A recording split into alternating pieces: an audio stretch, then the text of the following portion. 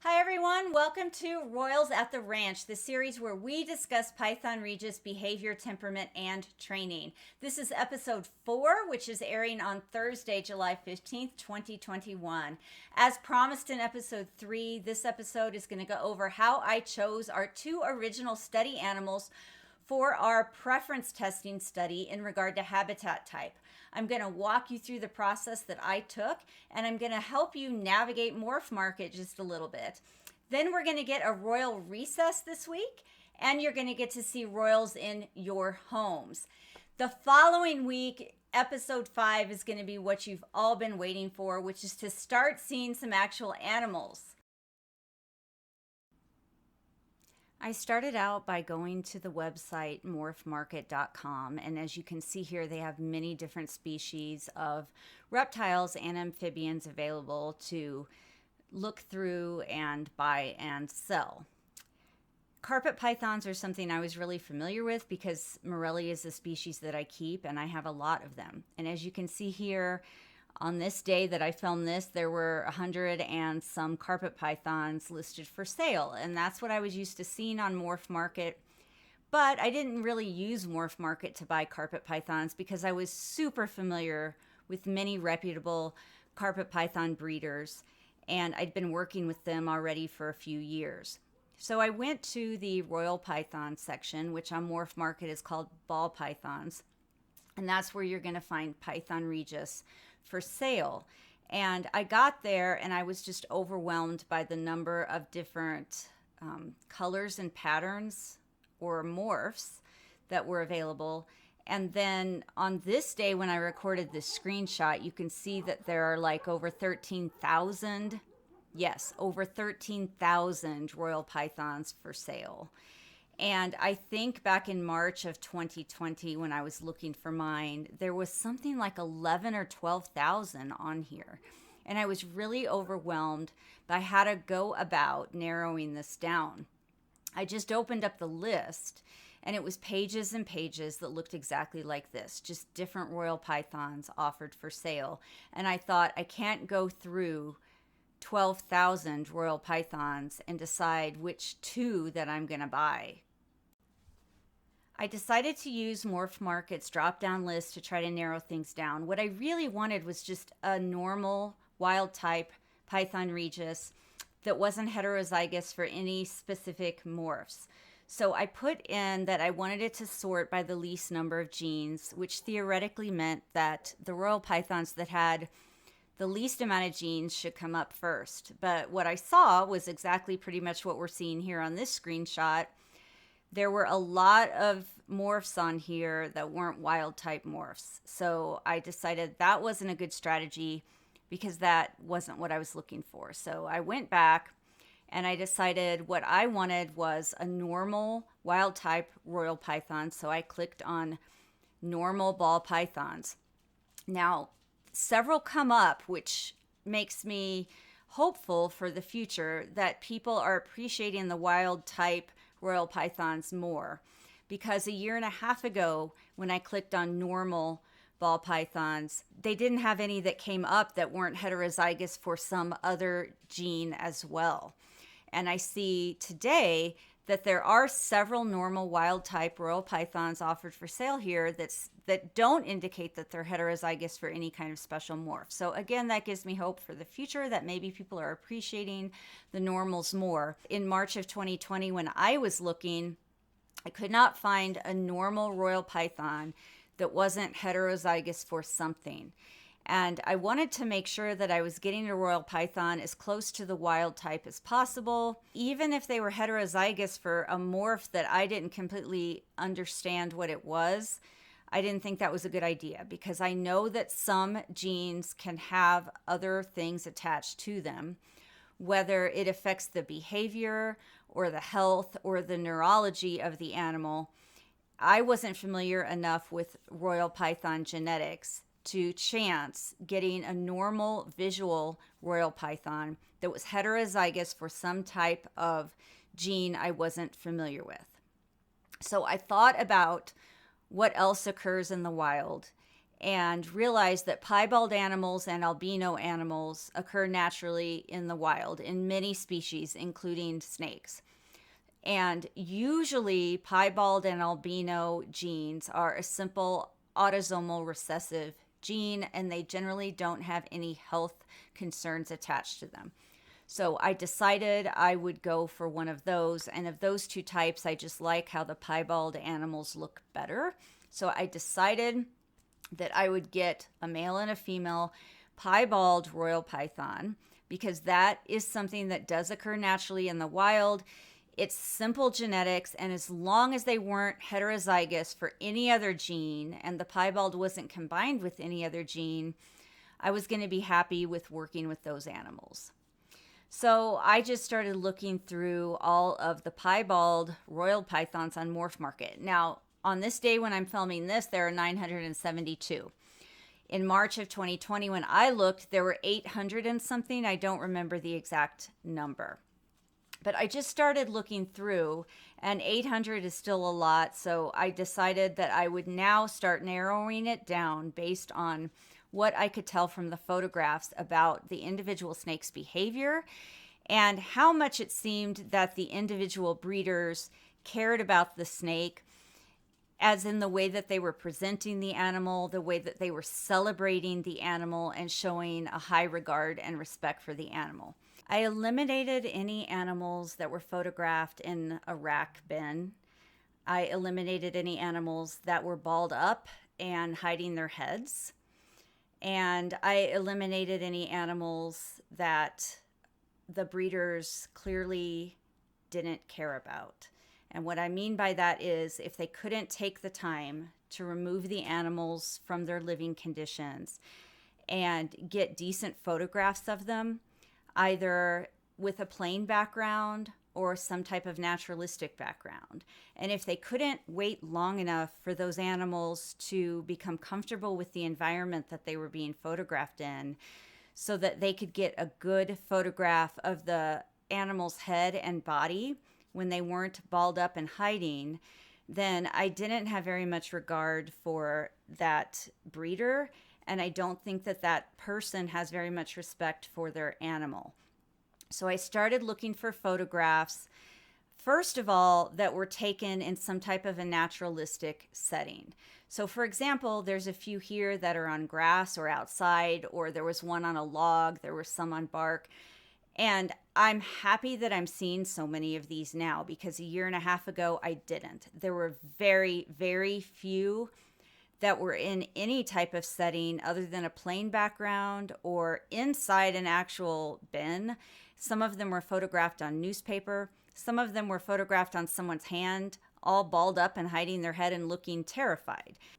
I didn't have as many to choose from a year and a half ago as I'm seeing today as we're recording this, which is actually very refreshing. Like, there's one on a tree stump. Now, these ones where they're obviously terrified in the picture, they're all balled up and hiding their heads. You know, I bypass those because that tells me that that breeder isn't taking the time to make sure that that animal is comfortable and relaxed in the setting that they're taking the pictures in. And they're just snapping a photo real quick in order to sell the animal. And I don't appreciate that. That's how I started narrowing it down. I looked for animals that were photographed in some type of setting other than on newspaper or in someone's hand or in a rack bin.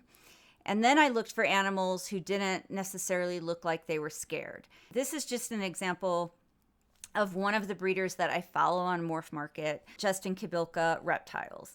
And if you see these pictures, they are photographed on a relatively plain background, but they really take the time to make sure that the animal is photographed well. The animal is usually stretched out. You can see the head, you can see the body, and the animals aren't all balled up and hiding their head looking terrified. I know somebody that works with this breeder, and I know how they get these photographs. So the animals are allowed to be out of the rack bin for a few minutes and crawl around on a table before they get any videos and photographs. And so the animals have a little bit of time to acclimate to the environment they're in so that these photographs come out looking very nice. And I also like that they usually post more than one photograph of the same animal. And when breeders do that, it gives me an opportunity to not only get a better look at the animal, but to see the animal's behavior in more than one context. So now let's look at some of the other stores I follow on Morph Market. And now, a year and a half into this, I'm now familiar with some Royal Python breeders. This is actually where I bought one of the animals for the choice preference testing study. It's TSK. And what I liked about the animal that I chose from them is there were 3 or 4 photographs available of the same animal. And he looked curious, he looked bright and alert, and he didn't look scared. And if you look at most of their pictures, the animals are like that. The animals are alert, they're looking forward. You can see the animal's whole body, you can see their head. And occasionally they do post a photograph where the animal is balled up and frightened, like this one here. But for the most part, when they post 3 to 5 photographs, you can get a general idea of the animal's behavior. At least in this context, in this setting, the animal wasn't terrified the whole time. And you're getting to see more than one photograph of that same animal. And you can see that, at least for moments in time, the animal was relatively comfortable and relaxed. Now, this is disturbed reptiles, and this is where I ended up buying Amunet for the choice preference test study. And right away, this caught my eye a year and a half ago because there were very few Python regius breeders who were displaying their animals in any kind of setting other than in a rack bin or something plain. And Keith Basilico always displays his animals like this, on some grass, around some rocks. They appear to be outside. I don't know if that's actually outside or if that's in a studio, but that attracted me to one of his animals. And I'm going to show you the actual photographs of Amunet and Amun. We're going to start by taking a look at Amunet. This is the female Royal Python that I got in March of 2020, and I really liked her expression here. First of all, he's displaying her in such a way that celebrates the beauty of the snake. And also she's exposed to some grass, to some various textures, to some rocks, and presumably outside. I really like this because research shows that even a small amount of environmental stimulation when animals are young affects their cognitive abilities when they're older. So even though this might have been a brief session where she was exposed to these things, it's better than not being exposed to them at all. And the whole time she was in those first 2 photos, she didn't look scared. She looked cautious, but not scared. And then again, she's on a scale here. So she's clearly scared. You can't see her head. She's hiding it under her body. But she is being exposed to environmental stimuli outside of her rack bin. Now, this is Amun, and what I like about him, even though these are pictures on a plain background, there was more than one picture of this animal that I was able to see, and in every single picture, he's kind of stretched out. He looks curious, and his head and neck are forward, so clearly he's not terrified, he's not afraid. He looks relatively comfortable and relaxed in all of these photographs. So that attracted me to the animal. I liked the fact that the breeder took more than one photograph of him, and so I was able to see both of these animals in various contexts. Now that I had chosen 2 animals that I was interested in, I needed to check out the people selling them. Morph Market has an area that you can go into and look at the sellers' profiles. This allows you to look and see if they have an outside website, if they have a Facebook page, an Instagram page, a YouTube channel. I always like to go and check those things out as well to see what kind of content they're putting out, because it gives me a better idea of the type of people they are, how they are with their animals, and a lot of times the quality of care that they give their animals based on photographs and videos that I'm seeing. This is an example of TSK's website, and what I really liked about it is there is a lineage area where I was able to go in and put the animal's ID number that I was interested in purchasing. I was able to see who the parents of this animal were. So, for example, this is the sire of Amun, the snake that I ended up buying. So I really appreciate having this additional information about the sellers and being able to get a better overall picture of the type of people they are and how professional they are, and what sort of level of care they give their animals, and how much thought and consideration that they put into their animals. So then I was ready to inquire about purchasing the animals, and you can do that right through messages on Morph Market. And I have a whole list of questions that I asked both breeders about the individual animals, their care, and their behavior before I made the final decision to buy.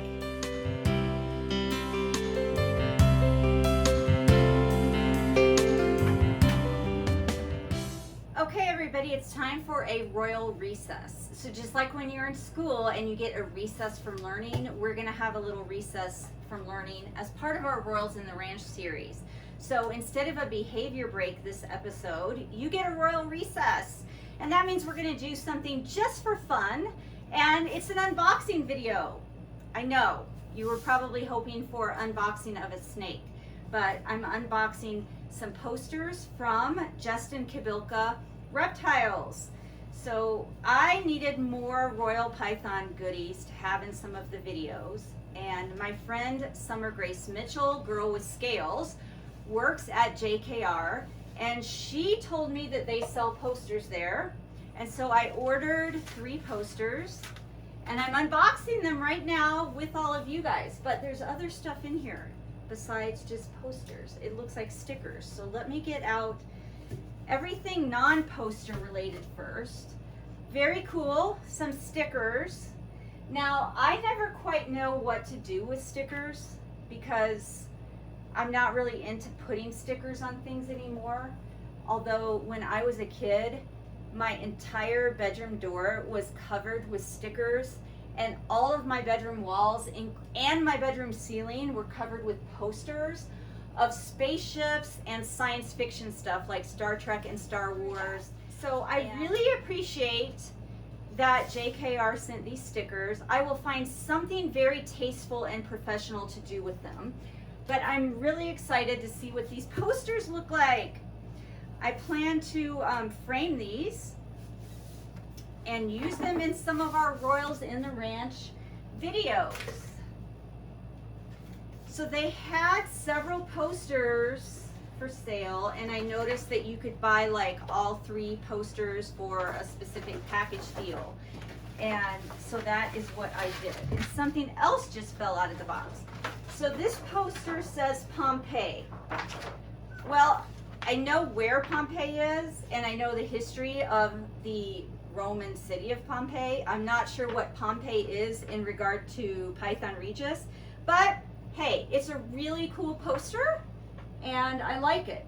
So I'm gonna have to get a special size frame for this one because I can already tell you that this poster is smaller than the poster frames I have. All right, so that's poster number 1. Something else fell out.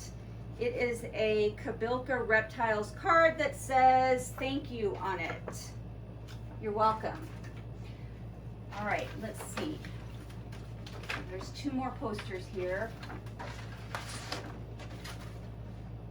All right, this poster says JKR's Bright Side. So this looks like a poster of light colored snakes that either have yellow or white on them. And I guess apparently that's JKR's light side. So these are cool. I see some piebald animals on here, which 2 of our Royals at the ranch, no, 3 of our Royals at the ranch are piebald animals, Fulcrum, Amun, and Amunet. So here you go. That is poster number 2. I think my poster frames are much too big for these, so I'm gonna have to get some different poster frames. And then poster number 3 says JKR's Dark Side. Oh, JKR goes dark. Cool. So I like dark. Look at this. Very, very cool. So it looks like there are some leopards on here, some blackheads, some dark piebalds. I don't know what all these colors are called.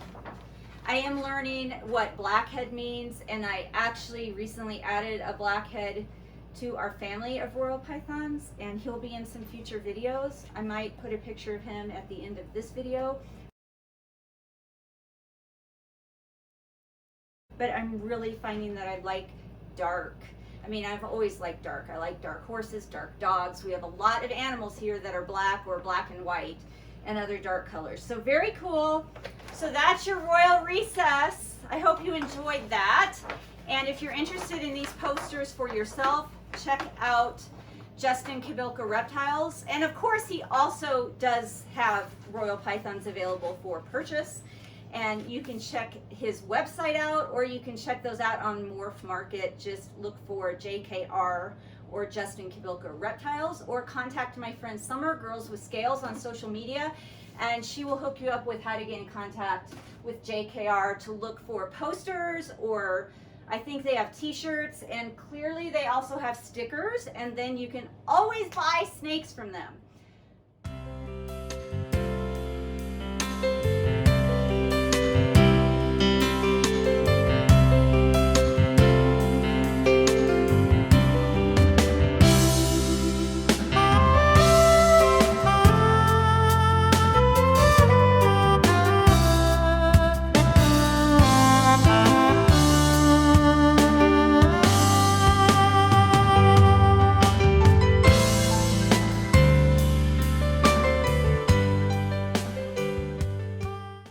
So in episode 5, you're going to get to see the arrival, pickup, and unboxing of Amun and Amunet, the 2 original royals at the ranch.